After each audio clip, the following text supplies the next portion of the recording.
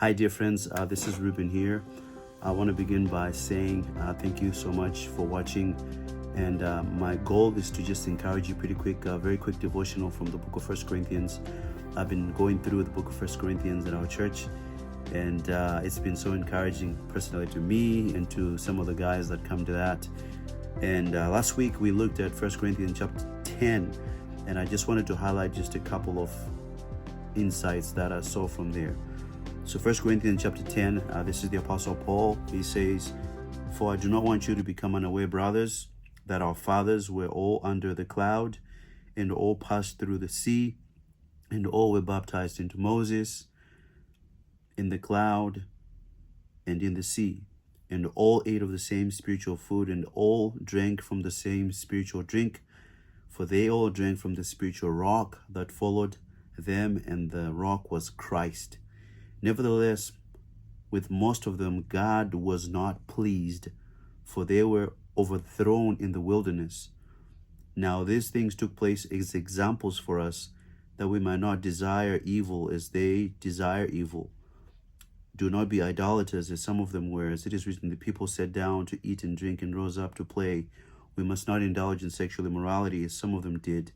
And 23,000 fell in a single day. We must not put Christ to the test, as some of them did and were destroyed by serpents, nor grumble, as some of them did and were destroyed by the destroyer. Now these things happened to them as an example, that were written down for our instruction, on whom the end of the ages is come. Therefore let anyone who thinks that he stands take heed lest he fall." And then listen to verse 13. "No temptation is overtaken you that is not common to man. God is faithful, and he will not let you be tempted beyond your ability. But with the temptation, he will also provide the way of escape, that you may be able to endure it." All right, so this is a very helpful text. I think there's a lot here. We could literally spend hours talking about this, but just a few things that I want to highlight here. When we look at this from verse 1 to verse 5, the first thing that we see is that spiritual privilege does not guarantee spiritual perseverance. Again, spiritual privilege does not guarantee spiritual perseverance. Now, what I mean by that is that the people of Israel, the Israelites, were God's chosen people. And just because they were God's chosen people did not necessarily mean that they all had the ability to persevere. The Apostle Paul says here that they were all under the cloud.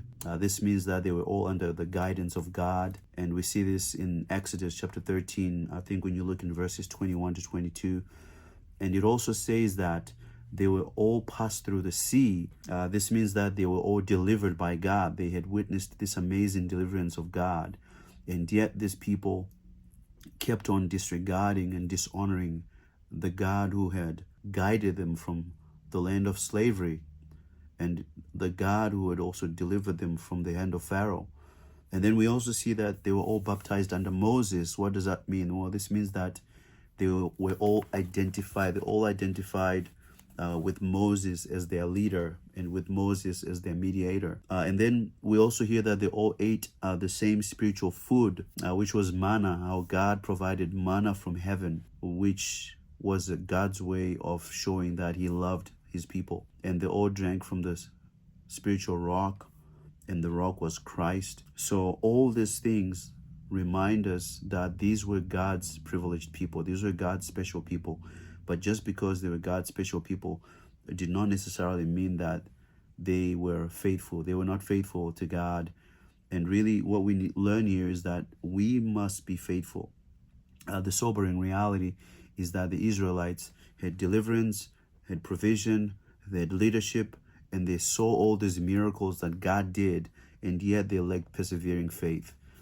So my point here is that we also, as God's people, as the people that have been saved by grace, as the people that know the grace of God and the provision of God, as people that have been delivered by God from their sins, if we call ourselves Christians, the reality is that we must strive to also have persevering faith in our lives. Just because we're members of a church does not mean that we are saved, we have salvation. Just because we've got spiritual privilege does not mean that we've got spiritual maturity. And so we need to pray to God to help us to have spiritual maturity.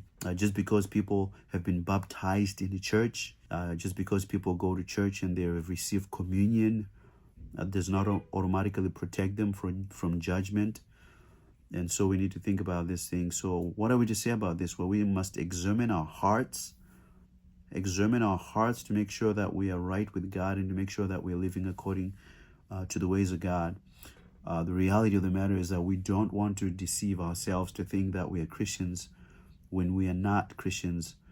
And we also don't want to abuse grace like these Israelites were abusing really the grace of God in the wilderness, thinking that they can do whatever they want to do.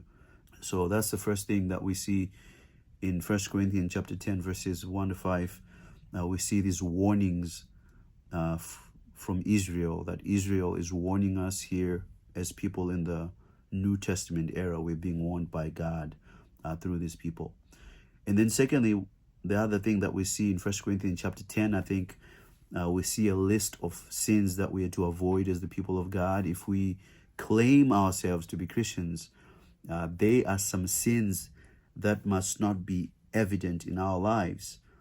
For example, in verse 7, it says, do not be idolaters as some of them were.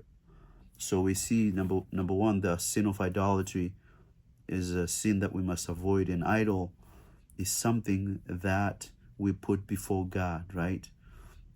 An idol is not necessarily just something that is built with wood and plastic and metal, but idols in our lives are things that we have put in the place of God, things that we look up in the place of God. For example, the modern idols of our day, we've got success, we've got money, reputation, comfort, ministry platforms, anything like that can become an idol. And we do not want to be people that are always pursuing the way of idolatry. And then, so we see the first sin of idolatry. And then secondly, we see the sin of sexual immorality. In verse 8, it says we must not indulge in sexual immorality as some of them did.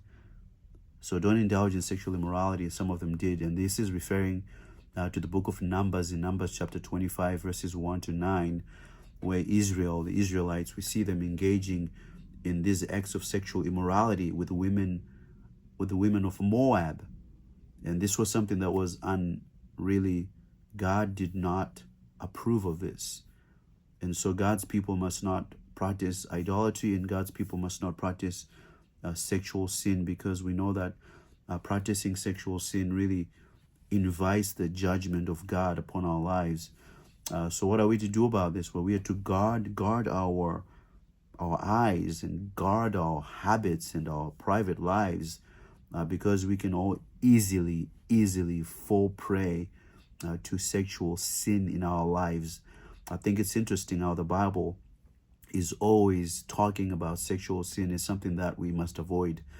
In the book of 1 Corinthians, obviously, chapter 5, we saw that there was this person who was having an inappropriate sexual relationship with his stepmother. And Paul says it is actually reported that there's sexual immorality among you, and of a kind that is not even accepted among the pagans. And then he goes on and really points out to the Corinthians that they must not be arrogant or be accepting of such a sin, because people become so casual when they see other people involved in this type of sins. And I think the book of Revelation also, it's interesting how the Bible finishes on the same note, how we are to avoid the sin of sexual immorality.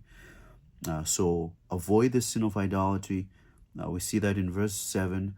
Avoid the sin of sexual immorality. We see that in verse 8. And then number 3, we should avoid the sin of testing Christ. We see that in verse 9. We must not put Christ to the test as some of them did and were destroyed by serpents. So the Israelites, God's people, they put God to the test. We know that they were complaining against God's provision. God had given them manna from heaven, this bread from heaven. God had given them water, and yet these people always seem to grumble and complain against God. They were demanding signs from God instead of trusting His word. This is what they were doing, and this is a dangerous place to be. So we must never ever put God to the test. And so the chapter 10 verses 6 to 10 again is showing us not to indulge in idolatry, not to indulge in sexual immorality, not to indulge in testing God, really testing Christ. And then number 4, now we must not be involved in the sin of grumbling. This is verse 10. Verse 10 says verse 9 says we must not put Christ to the test, as some of them did and was destroyed by the serpents.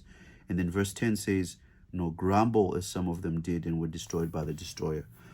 So let's not grumble.